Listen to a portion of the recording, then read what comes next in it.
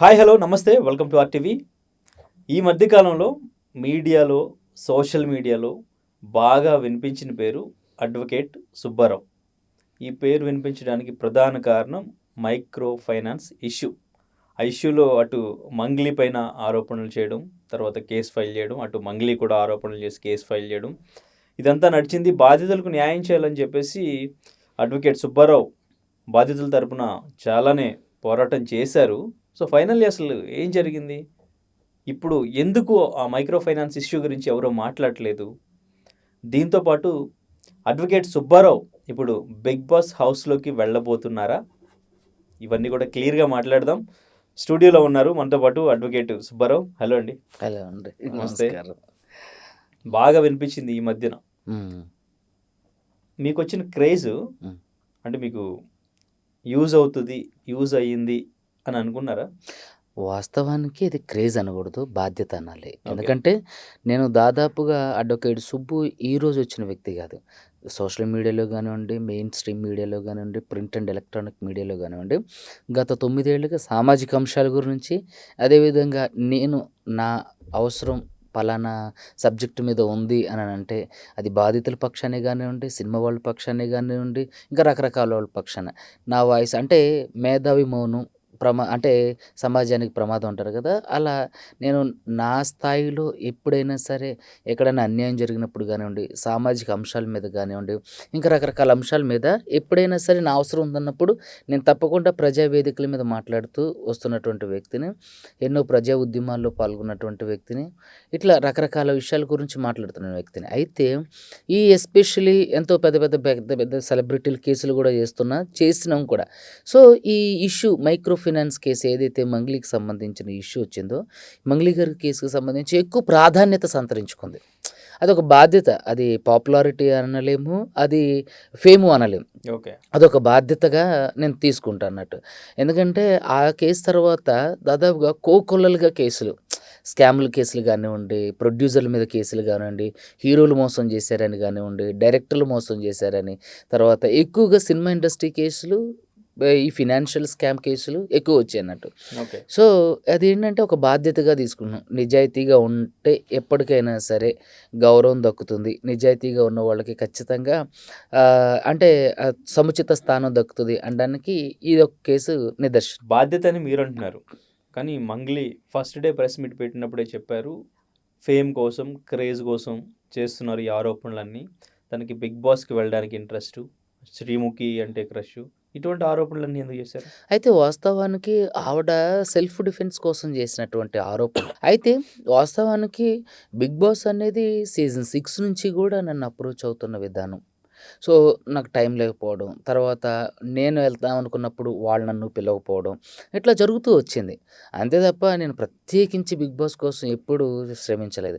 ఈ reality show I will appreciate, ఖచ్చితంగా అదొక మంచి వేదిక, నేను దాన్ని ఒప్పుకుంటా. కానీ 'బిగ్ బాస్' కోసం ఇది చేశాను అని చెప్పేసి ఆవిడ అనే దానికి మూలం ఏంటంటే, అంతకుముందు ఒక ఛానల్‌లో ఇచ్చినప్పుడు ఒక సరదాగా ఫన్నీగా ఒక ఛానల్‌లో నేను ఇంటర్వ్యూ ఇచ్చా. దాంట్లో పప్పు యాంకర్‌గా చేసి మాట్లాడానన్నట్టు. సో, అప్పుడు కూడా నాకు 'బిగ్ బాస్' ఛాన్స్ వచ్చింది. సో, సమ్ రీజన్స్ వల్ల అంటే వాళ్ళకి నాకు కుదరకపోవడం వల్ల నేనెళ్ళలేదు. సో, దానికంటే ముందు జరిగిన ఒక ఇంటర్వ్యూ అది. సో, దాంట్లో చెప్పానన్నట్టు. సో, ఇంకొక అమ్మాయి గురించి మీరు మాట్లాడారు. పాపం ఆ అమ్మాయి పేరు నేను ఆవిడ చాలా మంచిది. నాకు బాగా తెలుసు. నాకు సినిమా ఇండస్ట్రీలో ఉన్నోళ్ళందరూ కూడా ఆవిడకి తెలుసు. ఆవిడెప్పుడు కూడా పలానా వ్యక్తి, ఈ శ్రీముఖి అనే వ్యక్తి చాలా మంచిది, అందరికీ సహాయం చేస్తది, చాలా ఇన్నోసెంటు, చాలా అంటే ఇక ఆవిడ ఒక గోల్డ్ హార్ట్ అన్నట్టుగా చెప్పేవాళ్ళు. సో, అట్లా దాంతో పాటుగా తమన్నా సింహాద్రి కేసు నేను డిఫమేషన్ సూట్ ఏది బెంగుళూరు రేవ్ పార్టీలో ఓకే. హేమ గారు వేసినటువంటి కేసులో నేను తమన్నా సింహాద్రి తరపున, కరాటే కళ్యాణి గారి తరపున వేరే వాళ్ళు. సో, అప్పుడు నాకు బాగా తెలుసు. సో, ఆవిడ కూడా చెప్తుంటది నాకు ఇంటికప్పుడు హెల్ప్ చేశాను. అట్లా తను చాలా మంచి వ్యక్తి, నాకు అలా తెలుసు. సో, ఆవిడ గురించి ఇప్పుడు నేషనల్ క్రష్ రష్మిక మందాన ఉన్నారు. చాలామంది ఉన్నారు. ఈ క్రష్ అనేది ఇట్స్ నాట్, అది బూతు పదం కాదు, లేదంటే అది వాడకూడని పదం కాదు. సో, తనంటే ఒక రకమైన అభిమానం నాకు. ఓకే. అది చాలా చాలా చలాకీగా ఉండడం, మన పక్కింటి అమ్మాయిలా ఉండటం. వాస్తవానికి శ్రీముఖి వ్యక్తిత్వం కూడా చాలా ప్యూర్‌గా ఉంటది. చాలా మంచి అమ్మాయి. నిజంగా కైండ్ హార్ట్ అంటే నాకు తెలిసి సినిమా ఇండస్ట్రీలో ఆవిడదే ఉంటది. అంటే బుల్లితెర ఆర్టిస్టులలో. తను చాలా హెల్ప్‌ఫుల్‌గా ఉంటదని చెప్పి విన్నా. సో, అలాంటి అమ్మాయి మీద నాకు అభిమానం ఉండడంలో తప్పులేదు. దాన్ని ఆవిడ తను రక్షించుకోవటంలో భాగంగా ఒక అమ్మాయి అయ్యుండి ఇంకొక అమ్మాయి మీద బురద జల్లేసింది. ఎలా నేను అంతకుముందు చెప్పిన ఇంటర్వ్యూని అంటే ప్రామాణికంగా తీసుకొని. "నువ్వు అమ్మాయివి. మీ చెల్లి పేరు తీసుకురావద్దు. మీ పేరు తీసుకురావద్దు. వద్దు. మా ఇంటికి మా ఆడవాళ్ళని అంటే మా చెల్లిని తీసుకురావద్దు" అని మాట్లాడిన మీరు, మరి ఇంకొక ఆడపిల్లని బయటకి తీసుకురావచ్చా? అదేమన్నా తప్పు మాట? లేకపోతే బూతు మాట? లేకపోతే నేనేమన్నా అసందర్భంగా లేకపోతే వాడకూడని పదం వాడామా? సో, ఆవిడకి ఇంకొకటేంటంటే నాకు ప్లస్సే జరిగింది. అది చాలా వరకు వైరల్ అయ్యి ఆవిడనే తిట్టారు. ఓకే. అంటే నువ్వు సేఫ్ అవ్వడం కోసం ఇంకొక అమ్మాయిని ఏం వాడతావు అని. సో, వాళ్ళ నాన్నగారికి ఫోన్ చేసి శ్రీముఖి గారు వాళ్ళ నాన్నగారు ఫోన్ చేసి ఆవిడని తిట్టినట్టుగా, సో, ఇవన్నీ మాట్లాడినట్టుగా కూడా నాకు తర్వాత తెలిసింది. తెలిసినోడు చెప్పారు. Whatever it is. కానీ మంగ్లీగా తప్పించుకోవడానికి శ్రీముఖి గారి పేరు యూజ్ చేయడం అనేది ఇట్స్ అన్‌ఫెయిర్ థింగ్. సో, అలా ఆవిడ డిఫెన్స్ చేసుకోవడానికి ఉపయోగించింది తప్ప, అది వాస్తవానికి ఇప్పుడు నేనేమంటానంటే తప్పించుకోవడానికి రకరకాల మార్గాలుంటాయి. నువ్వు నిజంగానే ఇప్పుడు ఆ స్కామ్ చాలామంది ఫస్ట్‌లో నమ్మల. ఎప్పుడైతే బాధితులొచ్చారో, ఎప్పుడైతే మీడియా అటెన్షన్ వచ్చిందో, ఎప్పుడైతే మంగ్లీ గారు నన్ను బెదిరించారో, ఎప్పుడైతే నేను ఎఫ్ఐఆర్ చేపిచ్చానో, ఎప్పుడైతే సెంట్రల్ మినిస్టర్ పేరు చెప్పి నన్ను సెటిల్మెంట్‌కి కూర్చోబెట్టడానికి ప్రయత్నం చేశారో, ఇప్పుడు మన స్టూడియో ఉన్న ఏరియాలో ఉన్నటువంటి ఎమ్మెల్యే గారి తండ్రి కూడా నాకు ఫోన్ చేసినటువంటి సందర్భం. ఓకే. సో, ఇంతమందితో చేసినప్పుడు కూడా నేను లొంగలేదు.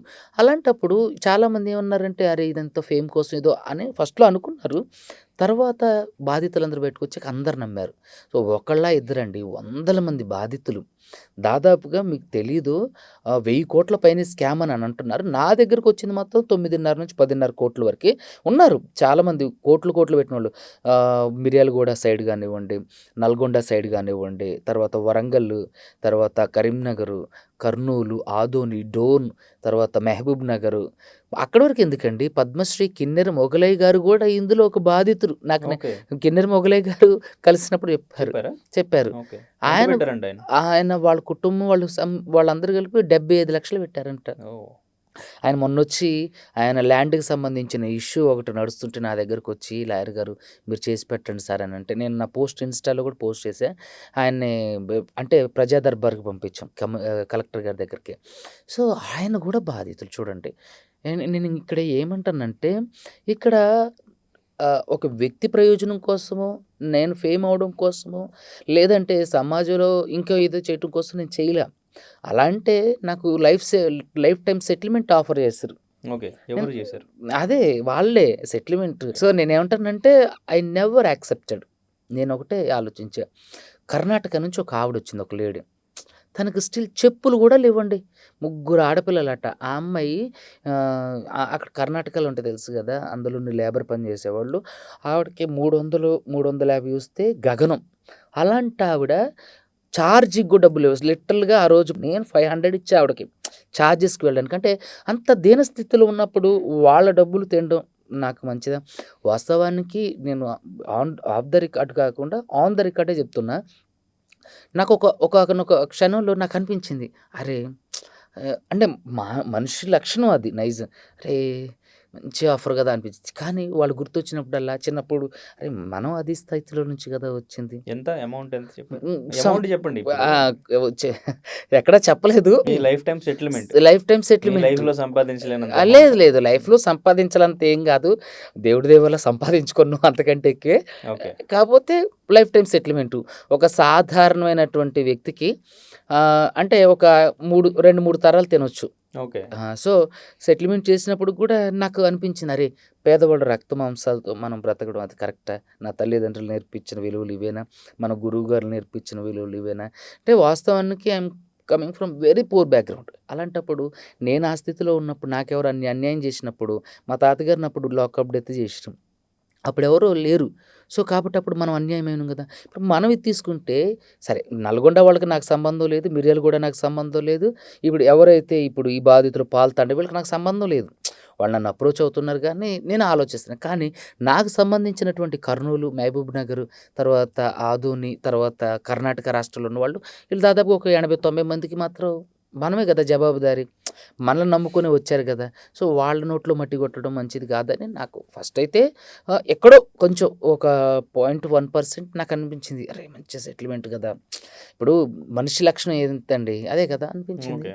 కానీ వద్దు. మనం రైట్. ఇంతకంటే ఎక్కువ సంపాదించుకోవద్దు. వాళ్ళ నోటికాడ అంటే వాళ్ళ గంజిలో ఉప్పు మీద మన చూపు ఎందుకని నేను దానికి యాక్సెప్ట్ చేయలేదు. ఓకే. కానీ ఆఫర్ అని మీరంటున్నారు. హ్మ్.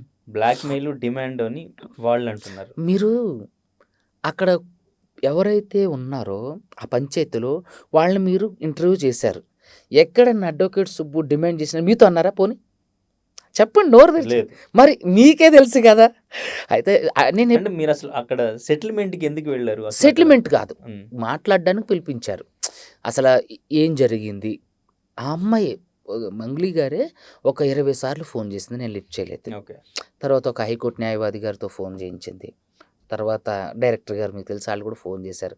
దా సుబ్బు ఎందుకు ఇది బయటికి వెళ్ళడం? మాట్లాడదాం ఇప్పుడు ఔట్ ఆఫ్ కోర్ట్ సెటిల్మెంట్ అనేది లీగల్ ప్రొసీజర్. బాధితులను తీసుకొని వెళ్లారా? బాధితులు తీసుకొని ఎంతమందిని వెళ్ళాం. తీసుకొని? దాదాపుగా 8 మంది పైన తీసుకొని వెళ్ళాం. కర్నూలు వాళ్ళని. ఓకే. తీసుకొని వెళ్ళాం. తీసుకొని వెళ్తే అది ఇక వీళ్ళకేమనంటుంది. నేను ఆ డైరెక్టర్ గారు ఉన్నారు, మ్యూజిక్ డైరెక్టర్ గారు ఉన్నారు, లాయర్ గారు ఉన్నారు, నేనున్నా, ఇంకొక ఆయన ఎవరు ఉన్నారు, మంగ్లీ గారు ఉన్నాం. నేనన్నా చెప్పండి ఏంటి పరిస్థితి మీకు అంటే నాకొద్దు సార్.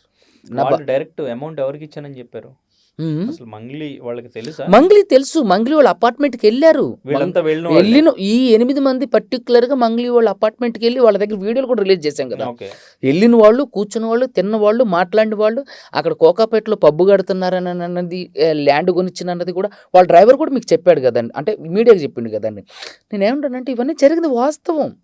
సో, వాళ్ళెళ్లారు, కూర్చున్నారు, తిన్నారు. 2 రోజులు, 3 మంగ్లీ అపార్ట్మెంట్‌లో మధుకేంటి సంబంధం? ఫస్ట్‌లో ఆవిడ మీడియా ముందుకొచ్చి ఈ రమౌత్ మధు ఎవరు? అడ్వకేట్ సుబ్బు ఎవరు? ఈ ఉమాకాంత్ రెడ్డి ఎవరు ఈళ్ళంతా అంది. తర్వాత నేను ఇవి ఎవిడెన్స్ రిలీజ్ చేసిన తర్వాత పంజాగుట్టలో ప్రెస్ మీట్‌లో అవునండి వస్తారు. మా బంజారా బిడ్డలు వస్తారు. సేవాలాల్ ఫంక్షన్‌కి వస్తారు. తీజ్ ఫెస్టివల్‌కి వస్తారు. మాట్లాడతారు. అవును ఫ్రెండ్స్ ఉంటారు అని మాట్లాడారు. తర్వాత వంగతోటలో కూర్చొనున్నది. అక్కడ ఒక మీడియా మిత్రుడు అడుగుతారు. ఏమనంటే ఈ ఈ ఫేసా అండి? కట్టలించే ఫేసా అండి అన్నప్పుడు మరి ఆ కట్టలు లెక్కబెట్టేవాళ్ళు ఎవరంటే ఎవరో ఇదే ఎక్స్‌ప్రెషన్‌తో చెప్తారు. కట్ చేస్తే ఆ కట్టలు లెక్కబెట్టే భరత్ చౌహాన్‌తోనే ఆవిడ బైగన్ తోటలో కూర్చొని ఆ ప్రధాన నిందితుడు రమావత్‌తో కలిసి కూర్చొనుంటారు. ఓకే. సో, ఇక్కడ ఇవన్నీ కూడా ఏంటంటే ముఖ్యంగా బాధితులకు న్యాయం జరగాలి. అడ్వకేట్ సుబ్బు ఎక్కడ రాజీ పడలేదు. మీ మీడియా వేదికగా ప్రజలందరూ కూడా ఇంతవరకు స్టిల్ నేనైతే ఇంతవరకు మొదటి నుంచి ఇప్పటి వరకు కూడా స్టాండ్ తీసుకున్నా. మధ్యలో వచ్చిన వాళ్ళు చాలామంది ఉన్నారు. వాళ్ళ రాజకీయ స్వప్రయోజనం కోసం వచ్చిన వాళ్ళు ఉన్నారు. వాళ్ళ రాజకీయ స్వప్రయోజనం చూసుకున్న వాళ్ళు ఉన్నారు. తర్వాత వెళ్ళిపోయిన వాళ్ళు ఉన్నారు. కానీ ఒక ప్రత్యూష రాథోడ్ చెల్లి మాత్రం స్టాండర్డ్‌గా ఉంది. మిగతా వాళ్ళందరూ బ్యాకప్ అయిపోయారు కానీ ప్రత్యూష రాథోడ్ మాత్రం స్టాండ్‌గా ఉంది. తను ఆ విషయంలో మాత్రం అప్రిషియేట్ చేయొచ్చు. ఓకే. మిగతా వాళ్ళందరూ వాళ్ళ ప్రయోజనాల కోసం వచ్చారు. మాట్లాడారు, వెళ్ళిపోయారు, బట్టలు చించుకున్నారు. ఆళ్ళు సంపత్ నాయక్ ఇంకా మిగతా వాళ్ళందరూ తనతో పాటుగా ఇంకా ఎస్పెషల్లీ సంపత్ నాయక్ గారైతే తెలంగాణ ఏర్పాటువాదం గురించి, తెలంగాణ ప్రజల గురించి మిగతా ఎవరైతే పెద్దలు ఉన్నారో వాళ్ళందరినీ మీడియా ముఖంగా అంటే అవాకులు చవాకులు మాట్లాడడం నాకు చాలా బాధ అనిపించింది. ఆయన కలిసినప్పుడు ఒక మిత్రుడు, ఓయూ మిత్రుడు వాళ్ళ అమ్మగారికి హెల్త్ బాలేక మేము దిల్సుఖ్ నగర్ వెళ్ళినప్పుడు ఆయన కలిశారు. కలిసి ఆయన కారులో వీడియో మాట్లాడుతూ మీరు తెలంగాణ వాదులను తిట్టొద్దంటే వెంటనే నా కాలు మీద చేసి నొక్కారు. అది మాట్లాడొద్దు అని. ఓకే. దాంతో ఏంటంటే అతని డ్యామేజ్‌ని కంట్రోల్ చేసుకోవాలని చూశారు నా దగ్గర. సో, నేను దానికి ఓతం ఇవ్వలే. తర్వాత మన మీడియా మిత్రులందరూ కూడా ఫోన్ చేశారు. ఫోన్ చేస్తే నేను చెప్పా, ఏమంటే మేము ఓన్లీ కేసు గురించే మాట్లాడడానికి వెళ్ళి బాధితుల తరపున. నేను అతనికి ఎప్పుడు సపోర్ట్ చేయను. ఇప్పటికీ సపోర్ట్ చేయను. సో, వీళ్ళంతా వాళ్ళ ప్రయోజనం కోసమే చేశారు. 100% లేదంటే ఈ రోజు వరకు ఎందుకు స్టాండ్ తీసుకోరు? అడ్వకేట్ సుబ్బు ప్రతి స్థాయిలో మాట్లాడుతున్నా. మీడియా అటెన్షన్ లేనప్పుడు నా సోషల్ మీడియా వేదికగా మాట్లాడుతున్నా, ఇన్‌స్టాగ్రామ్ వేదికగా మాట్లాడుతున్నా. మరి ఆ రోజు వాళ్ళు ఏమైందిరా ఈ రాష్ట్రంలో ఏం జరుగుతుందిరా అని బట్టలు చించుకున్న వాళ్ళందరూ మరి ఈరోజు ఓకే. సో, వాస్తవానికి వాళ్ళు వేరే పనులు కూడా ఉండుండొచ్చేమో. కానీ నిలిచేవాళ్ళు కదా! బంజారా బిడ్డలు, మా బంజారా బిడ్డలు అన్నారు గదా! నిల్చోవాలి గదా! ఇప్పుడు నాకు నల్గొండ వాళ్ళు, దేవరకొండ వీళ్ళతో నాకు సంబంధం లేదు. స్టిల్ ఇప్పటికి కూడా ఆళ్ళ తరపున కేసు వాదించట్ల. ప్రజలందరికి కూడా నేను ఈ విషయం తెలియాలని చెప్తున్నా. అందరూ ఏమైంది సార్ మంగ్లీ కేసు ఏమైంది? మంగ్లీ కేసు ఏమీ కాలేదు. మంగ్లీ కేసు నడుస్తూనే ఉంది. అడ్వకేట్ సుబ్బు ఎక్కడ కూడా రాజీ పడలేదు. అడ్వకేట్ సుబ్బు రాజీ పడడు. ఓకే. కానీ మధు లొంగిపోయిన తర్వాత హ్మ్. మధు దగ్గర నుంచి అసలు ఎంక్వైరీలో ఏం తేలింది? అసలు కాల్ డేటా గానీ, ఇంకేమైనా మెసేజెస్ గానీ, ఇటువంటి డేటా ఏమైనా తీసుకున్నారా? అసలు తర్వాత ఎవరి పేర్లు వినిపించలేదు. ఎవరి పని వాళ్ళు చేసుకుంటున్నారు. బాధ్యతలు కూడా కనిపించట్లేదు. మీరు కూడా ముందుకొచ్చి ఏం మాట్లాడట్లేదు. ఏం జరుగుతుంది? ఎందుకు లేదండి. ప్రతి మీడియాలో మాట్లాడుతూనే ఉన్నాం. ప్రతి ఇంటర్వ్యూలో మాట్లాడుతూనే ఉన్నాం. సోషల్ మీడియా వేదికగా మాట్లాడుతున్నాం. అన్ని విషయాల్లో అన్ని మాట్లాడుతూనే వస్తున్నా. స్టిల్ ఇప్పుడు మీరు సింగిల్‌గా మాట్లాడుతున్నారు. హ్మ్. బాధితులతో ఇంతకు ముందు చేసిన ఒక పోరాటం లాగే చేశారు ఇంతకుముందు. అయితే ఒకటండి, బాధితులతో ఒక పోరాటంలాగా అంటే, వాళ్ళు ఫస్టు కూలికెళ్తేనే 4 వేళ్ళు నోట్లోకి వెళ్ళే పరిస్థితి. ప్రతిరోజు అప్పుడు వాళ్ళు దాదాపుగా వారం, 10 రోజులు అట్లా లాడ్జిలలో 300 కట్టి ఉన్నారు. ఇప్పుడు వాళ్ళని రమ్మని చెప్తే వస్తారు. వాళ్ళకి కనీసం భోజనం కూడా చేసుకోలేని స్థితిలో ఉన్నారు. వాళ్ళొచ్చి మళ్ళీ ఎక్కడ నిల్చుంటారు? ఖచ్చితంగా ఇది ఉద్యమం అయితే ఆగదు. మళ్ళీ ఈ 2, 3 వారాల్లోనే సీఎం గారి అపాయింట్మెంట్ ఎన్ని సార్లండి సీఎం గారి అపాయింట్మెంట్ కోసం ప్రయత్నించి, బట్టి విక్రమార్క గారు ఆయన ఆయన కోసం ప్రయత్నం చేసి, డిప్యూటీ సీఎం గారు అందరి గురించి ప్రయత్నం చేసి విసిగిపోయా. నేనైతే డిప్యూటీ సీఎం గారు ఊరికి కూడా వెళ్ళా, మధిరకి వెళ్ళి కలవడానికి వెళ్తే ఆయన కలవలేదు. సీతక్క గారి అపాయింట్మెంట్ కోసం ప్రయత్నం చేసే దొరకలేదు. ఎవ్వరి అపాయింట్మెంట్ దొరకలేదు. అంటే ఎందుకు పొలిటీషియన్స్ సపోర్ట్ చేయట్లేదంటారా? ఈ ఇష్యూకి సంబంధించి అంటే మేబీ చాలా నెట్వర్క్ ఉందంటున్నారు కదా! ఏవండి నేనేమంటానంటే, చిన్న చిన్న విషయాల గురించి మాట్లాడేది వీళ్ళు. ఒక తెలంగాణ రాష్ట్రంలో అది దాదాపు ఒక 45 రోజులు నడిచింది కంటిన్యూస్‌గా. సోషల్ మీడియా ఓపెన్ చేస్తే అదే న్యూస్ వచ్చింది. మరి అంత పెద్ద ఇష్యూ జరుగుతున్నప్పుడు నాయకులకి ఎవరికీ తెలీదా? పాలకవర్గం గానివ్వండి, ప్రతిపక్షం గానివ్వండి, వామపక్షాలు ఒక్కళ్ళు కూడా ఎవ్వరు కూడా ఈ విషయం గురించి మాట్లాడలే, ఖండించలే. ఆఖరికి తీన్మార్ మల్లన్న గారు మాట్లాడలేదు. కవిత గారు మాట్లాడలేదు. ఎవ్వరూ మాట్లాడలేదు. ఏంటి? ఏదన్నా చిన్న రాజకీయ స్వప్రయోజనం కోసం అయితే బట్టలు దించుకొని వెళ్ళిపోయి వీళ్ళందరూ ఎక్కడికెళ్ళిపోయారు? అది బండి సంజయ్ కుమారుడి మీద కేసు, అది ఖచ్చితంగా తప్పే. బండి సంజయ్ గారి కుమారుడి మీద వేసింది 100% చేయాల్సిందే, అతను జైలుకి పంపించాలి. కానీ కనబడట్లేదు అని చెప్పేసి వాల్ పోస్టర్లు అతికిచ్చి ప్రచారాలు చేసిన మీరు మంగ్లీ కేసులో బాధితుల పట్ల ఎందుకు మరి మీరు ఇలా ప్రవర్తించలేదు? అంటే వాళ్ళు పేదవాళ్ళు, వాళ్ళకి ఇప్పుడు స్టాండ్ తీసుకుంటే ఏమవుతుంది, ఏం ఉపయోగం వస్తుందనేనా? కనీసం ఎక్కడ ఒక్క రాజకీయ నాయకుడు కూడా ఈ ఇష్యూ గురించి మాట్లాడలే. అంటే చూడండి ఎంత పెద్ద నెట్వర్క్ యూజ్ చేస్తే ఇది సాధ్యం. ఓన్లీ మీకు మీడియా. కాల్స్ వచ్చినాయా ఎవరైనా పొలిటీషియన్స్ నుంచి? చెప్పే కదండి మీకు, సెంట్రల్ మినిస్టర్ పేరు చెప్పి బెదిరించారు. ఓకే. ఎమ్మెల్యే తండ్రి ఫోన్ చేశారు.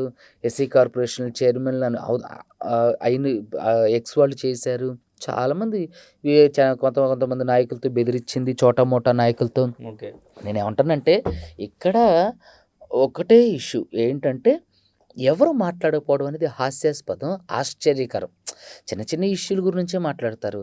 ఈ విషయంలో మాత్రం సోషల్ యాక్టివిస్టులని కానివ్వండి, అందరికంటే ముఖ్యంగా అంటే మీరు ఎస్పెషల్లీ సోషల్ మీడియా వేదికగా ఉన్నటువంటి ఛానల్స్ వాళ్ళు దీంట్లో ముఖ్య భూమిక పోషించిందంటే తొలివెలుగు రఘు గారు, ఆర్టీవీ మీరు, మీ యాజమాన్యం, తర్వాత కాళోజీ టీవీ ఆయన సీను గారు, తర్వాత మా వాళ్ళు ఉన్నారు ఇక మీడియా మిత్రులందరూ కూడా, ముఖ్యంగా నాస్తిక్ రాకేష్ ఇందులో ముఖ్య భూమిక, భాను, రానా, అనిల్, తర్వాత ఇంకా మిగతా మన పెద్దలందరూ కూడా దీన్ని లోపలికి ప్రజాక్షేత్రం వరకు తీసుకెళ్ళారు. నిజంగా నేనేంటంటే ఒక్కసారిగా చాలా హ్యాపీ.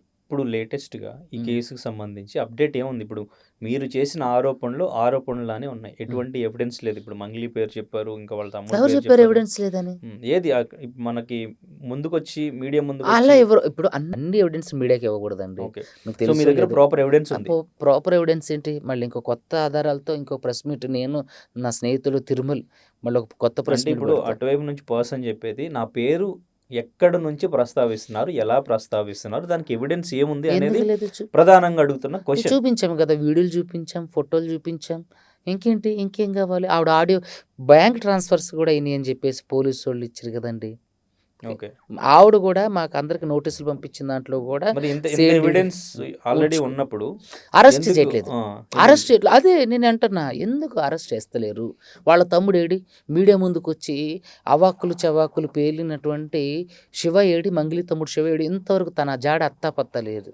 ఎందుకు మంగ్లీ గారు మళ్ళీ డిఫెన్స్ చేసుకోవడానికి కూడా వీలు లేకపోయేసరికి ఎందుకు ఆవిడ మీడియా ముందుకు రాస్తలేరు? ఎందుకు మీడియాస్ని మిత్రులు అందరి మీద కేసులు ఎందుకు వేశారు? నేను మీడియా కుటుంబం నుంచి వచ్చా. మీడియా నన్ను తల్లిలాగా ఆదరించింది. మీడియాని నాకు ప్రధానం అని మాట్లాడినటువంటి మంగ్లీ గారు ఎందుకని మీడియాల మీద మరి కేసులు పెట్టారు? అంటే వార్తను చూపించే అంటే పత్రికా స్వేచ్ఛ యొక్క మెడ మీద కత్తి పెట్టినట్టే కదా! సో, మరి ఆవిడ కూడా V6లో చాలా వార్తలు చదివారు. మరి అప్పుడు వాళ్ళు అలాగే చేశారా?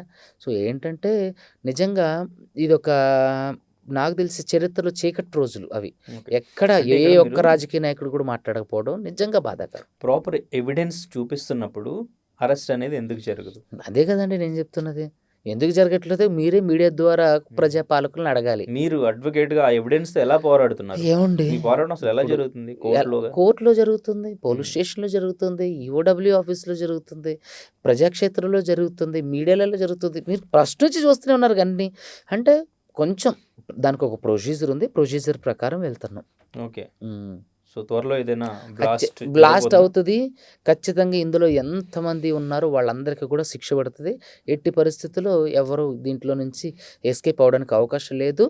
నేను ఈ కేసులో ఉన్నంత కాలం వరకు కూడా మనసా వాచా కర్మణ వర్క్ చేస్తా. ఓకే. సో, అరెస్టులు జరుగుతాయి ఓకే. అసలు బాధితులకు న్యాయం జరిగే ఛాన్స్ ఉందా అసలు? నాకు తెలిసి ఈ ఎస్పెషల్లీ కేసులో మేము చేయాల్సిందంతా చేస్తూనే ఉన్నా సరే, బాధితులకు న్యాయం జరుగుతుందా అన్న అంశం మాత్రం నాకే అగమ్య గోచరంగా ఉంది. ఎందుకంటే ఏ రాజకీయ నాయకుడి దగ్గరికి వెళ్ళినా అపాయింట్మెంట్ ఇవ్వట్లేదు. ఎన్ని ఎవిడెన్స్ తీసుకొచ్చినా అరే ఎక్కడో కోను కోసుకే గొట్టంగాళ్ళు పేరు లేకపోయినా యాడ్ చేసి అరెస్ట్ చేసే పోలీసులు ఇన్ని ఆధారాలు ఇచ్చినా సరే అరెస్ట్ చేయట్లేరు. దాంట్లో ఓకే. ఏంటి మతలబు? సో, కాబట్టి చూస్తే దీంట్లో రాజకీయ నాయకులే ఎక్కువ ప్రోద్బలం. వాళ్ళు తలుచుకుంటేనే ఏదన్నా అవుతది. ఒక సిట్ లాంటి ఉన్నత విచారణ కమిటీ వేయమని అడగడానికి, రిప్రజెంటేషన్ చేయడానికి నాకు కనీసం ఎవరు అపాయింట్మెంట్ ఇవ్వట్లేదు. ఒక్కడినే పోరాడుతున్నా. నాతో పాటు నా స్నేహితుడు తిరుమల సపోర్ట్ చేస్తుండు. బాధితులందరూ కూడా వాళ్ళకేమీ దిక్కు దోచలేని పరిస్థితులు. ఏం చేయాలి? ఒక్కళ్ళమే పోరాడుతూనే ఉన్నాం ఇప్పటికి కూడా స్టిల్. ఈరోజు ఈ మీడియా వేదిక ద్వారా అయినా సరే కనీసం సీఎం గారైనా, డిప్యూటీ సీఎం గారైనా, మినిస్టర్ సీతక్క గారు అపాయింట్మెంట్ ఇచ్చినా చాలు. ఒక ఓకే. సిట్ లాంటి కమిషన్ వేయమని చెప్పేసి కోరతాం. ఇంతవరకు ఎవరు కూడా మాకు అవకాశం కల్పించలేదు. కాబట్టి ఇలా జరిగితే ఎలా న్యాయం జరుగుతుందని చెప్పగలను? కోర్టుల ద్వారా జరగడానికి సంవత్సరాలు పడతది. ఓకే. సో, మరి ఇంత భారీ కుంభకోణంలో చాలామంది ఇన్వాల్వ్ అయ్యి ఉన్నారు. మీరు హ్మ్. సింగిల్‌గా పోరాడుతున్నారు అంటున్నారు. హ్మ్. మీకేదైనా థ్రెట్ ఉంది అని మీకు అనిపిస్తుందా? థ్రెట్ ఉంది కదండీ! థ్రెట్ ఉందా? ఉంది కాబట్టి హైకోర్ట్‌లో రిట్ పిటిషన్ ఏసాం. నాకు బ్రీత్ అనలైజ్ చేసిన సీఐ గారిని పనిష్ చేపించను, ఎస్ఐ గారిని పనిష్ చేపించను. తర్వాత వాళ్ళు అంటే ఉద్యోగాలు పోయేంత పని ఉంది. ఇప్పుడు జూన్‌లో ఉంది అదే జూలైలో ఉంది. వాళ్ళ మీద అంటే వాళ్ళకి అగెయిన్స్ట్ కేసు ఉంది. రిట్ ఉంది. అదేవిధంగా సెక్యూరిటీ ఇవ్వమని కూడా అడిగితేనే కదా! సివి ఆనంద్ గారు చాలా అవమానకరంగా మాట్లాడి పంపించారు. ఈ మంగ్లీ కేసు అన్నా సరే ఆయన అసల పట్టించుకోలేదు. సార్ నాకు రక్షణ కల్పించండి సార్. ఒక కానిస్టేబుల్‌ని లేదా ఎవరినైనా ఒకళ్ళని ఇవ్వండి సార్ అంటే, మీకు రక్షణ కల్పించడం మా బాధ్యత అన్నాడు. మరి ఎవరి బాధ్యత? సివి ఆనంద్ గారు ఆ రోజు ఆయన కలిసినప్పుడు ఆయన మాట్లాడినటువంటి విధానం నిజంగా చాలా బాధాకరం. చాలా అవమానకరంగా మాట్లాడిండు.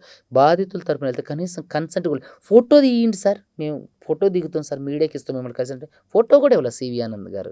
నిజంగా ఆయన మళ్ళీ ఇంటర్వ్యూల్లో మాట్లాడుతారు. అంకుశం సినిమా రేంజ్‌లో మాట్లాడతారు సివి ఆనంద్ గారు. ఎళ్తే ఆయన ఒరిజినాలిటీ అది. ఓకే. నిజంగా బాధాకరం. సిగ్గుచేటు గూడా. రైట్. సో, మీరు ఆ రోజు స్టేషన్‌కి డ్రింక్ చేసి వెళ్లారా? ఏవండీ ఎవరైనా పోలీస్ స్టేషన్‌కి డ్రింక్ చేసి వెళ్తారా? ఇప్పుడు మీరు నేనే ఉన్నాం. ఎవరైనా పోలీస్ స్టేషన్‌కి డ్రింక్ చేసి వెళ్తారా? ఇప్పుడు బాధితులు 100 మందిని తీసుకొని ఎళ్ళా నేను ఆ రోజు. డ్రింక్ చేసి వెళ్తామా? అంత కనీస ఇంగితం లేనోళ్ళమా మేము? సో, ఏంటంటే పోలీసులు దీన్ని డైవర్ట్ చేయాలి. మీడియా అటెన్షన్‌ని డైవర్ట్ చేయాలి. కానీ అక్కడ స్టేషన్‌లో అక్కడ కొంతమంది దగ్గర ఈ ఆల్కహాల్ కొంచెం స్మెల్ ఏదో వచ్చింది. సో, అందుకే బ్రీత్ అనలైజర్ చేశారు అనేది కూడా ఏవండీ కొంతమంది అది చెప్పారు. కావాలని జరిగినటువంటి ఒక చర్య. ఓకే. సో, నేనేమంటానంటే మరి ఆల్కహాల్ వాసనొస్తే మరి పర్సెంటేజ్ ఎందుకు రాలేదు? రావాలి గదా! ఆల్కహాల్ స్మెల్ వచ్చిందండి. మరి ఎందుకని రీడింగ్ రాలేదు? ఇక్కడ ఏంటంటే నేను అక్కడ కూడా అన్నా, మీడియా మిత్రులారా ఇదంతా కేసును పక్కదోవ పట్టించే కార్యక్రమం అని చెప్పేసి నేను మీడియా ఆ రోజు కూడా చెప్పాను. ఇదంతా కావాలని వాళ్ళు మీడియా అటెన్షన్ని, ప్రజల అటెన్షన్ని మరల్చడం కోసం. అంతకుముందు రోజే ఈవిడెళ్ళి సిపి సజ్జనార్ గారిని కలిసి వచ్చింది. సో అక్కడ నుంచి పోలీస్ బాస్ ఆర్డర్స్తో జరిగి ఉండొచ్చు. ఓకే. సో అందుకనే కదా హైకోర్టులో అడిగారు, మీరు ఏ ప్రొవిజన్తో అడ్వకేట్కి బ్రీత్ అనలైజ్ చేశారు? సిపిసి, సిఆర్పిసి, ఇప్పుడు కొత్తగా వచ్చిన బిఎన్ఎస్ఎస్లో ఏ ప్రొవిజన్ కింద ఆయనకు బ్రీత్ అనలైజ్ చేశారు? అనుమానం వచ్చి చేస్తే ఎందుకు పర్సంటేజ్ రాలేదు? సీసీటీవీ ఫుటేజ్ భద్రపరచండి. ఇప్పుడు ఆయన పంజగుట్ట సి రామకృష్ణ గారికి ఏమంటారు, జాబ్ అయ్యే పరిస్థితి, సస్పెండ్ అయ్యే పరిస్థితి ఏర్పడింది. సో కావాలని ఇదన్నీ కూడా కుట్రలు జరిగినాయి ఆ రోజు, కావాలని అవన్నీ కూడా.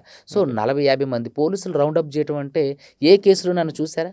ఒక తీవ్రవాది కేసులో కూడా మీరు చూసి ఉండరు. అట్లా జరిగింది నాటకీయ పరిణామం. Okay, right. సో మరి మీరు ఇప్పుడు బిగ్ బాస్ హౌస్లోకి వెళ్ళిపోతే ఈ పోరాటం ఎట్లాగా? ఏమండి, నేను ఒకవేళ బిగ్ బాస్ అవకాశం వస్తే నేను బిగ్ బాస్కి వెళ్ళినా సరే ఈ కేసుకి ఎటువంటి డ్యామేజ్ జరగదు. ఓకే. ఏంది, నెల ఉంటామో తెలీదు, 2 నెలలు ఉంటామో తెలీదు, 3 నెలలు, ఒకవేళ ఎండింగ్ వరకున్న 3 నెలల కంటే ఎక్కువ ఉండదు. 3 నెలల్లోనే కేసులు జడ్జిమెంట్లు వచ్చేస్తాయి. ఈ 3 నెలల ఎంక్వైరీ కూడా అవ్వదు. సో దానికి నా జూనియర్లు ఉన్నారు, వెల్ ట్రైన్డ్ జూనియర్స్ని పెట్టుకున్నా నాకు దాదాపుగా. సో వాళ్ళు ఉన్నారు, వాళ్ళు చూసుకుంటారు. ఏముంది, కేసుకి అటెండ్ రావడమే, నేను ఇన్స్ట్రక్షన్స్ ఇస్తా. సో 3 నెలలు అనేది కనీసం నా పర్సనల్ స్పేస్ కూడా తీసుకున్నట్టు కూడా ఉంటుంది కదా. So okay. అది ఒక పెద్ద విషయం కాదు. మోస్ట్ ప్రాబబ్లీ అయితే ఇంకా అటువంటిది ఏం లేదు. ఒకవేళ ఉంటే మాత్రం చెప్తా. ఇంతవరకు అయితే బిగ్ బాస్ నుంచి ఏం కన్ఫర్మేషన్ లేదు. ఒకవేళ వాళ్ళు పిలిస్తే మాత్రం ప్రయత్నం చేస్తా. ఓకే, అంటే మాకున్న ఇన్ఫర్మేషన్ ప్రకారం మీరు ఆల్మోస్ట్ వెళ్తున్నారు అనే సమాచారం ఉంది. సో వెళితే మీ డ్రీమ్ ఫుల్ఫిల్ అయినట్టేనా? డ్రీమ్ అది అసలు డ్రీమే కాదండి. డ్రీమ్ కాదా? మరి ఎలా డ్రీమ్ అవుతుంది?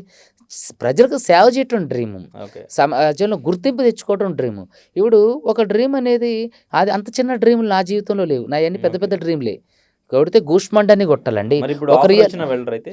ఆఫర్ వచ్చితే అంటే ఆలోచన చేస్తా. ఆఫర్ వచ్చింది అనుకోండి, ఒక మంచి ప్లాట్ఫామ్, దాని గురించి ఇంక చాలా మందికి చెప్తా. దానిలో ఇలా ఇలా జరిగిందని కేసు గురించి అడుగుతారు, కేసు గురించి చెప్తా. అప్పుడు ఇంకా చాలా మందికి చేరువ అవుతుంది కదా. ఒక మంచి హౌస్లోకి వెళ్ళి ప్లాట్ఫామ్. కేసు గురించి మాట్లాడతారా? బంగారులాగా ఒకవేళ వెళ్తే, ఇప్పటి వరకు అయితే లేదు, ఓకే. నన్ను పిలవలేదు, నేను ఇంకా వాళ్ళని అప్రోచ్ కాలేదు, లేదు వాళ్ళు నన్ను అప్రోచ్ కాలేదు, పిలవలేదు. ఒకవేళ వెళ్తే మాత్రం వాళ్ళు డెఫినెట్గా ఖచ్చితంగా కేసు గురించి మాట్లాడతారు. ఇంకోవైపు మంగ్లీ పేరు కూడా వినిపిస్తుంది. మంగ్లీ కూడా బిగ్ బాస్ హౌస్లోకి రాబోతున్నారు అని చెప్పేసి. మేబీ మీరు ముందు కంటెస్టెంట్గా వెళ్ళి తను వైల్డ్ కార్డ్ ఎంట్రీ ఇస్తే ఏంటి పరిస్థితి? ఏం లేదండి, నా పని నేను చూసుకో. ఒకవేళ వెళ్తే వెళ్ళను. ఒకవేళ వెళ్తే మాత్రం ఆవిడుంటే నేను బయటకు వచ్చేస్తా. బిగ్ బాస్ నన్ను బయటకు పంపించండి అని బయటకు వచ్చేస్తా. Okay, right.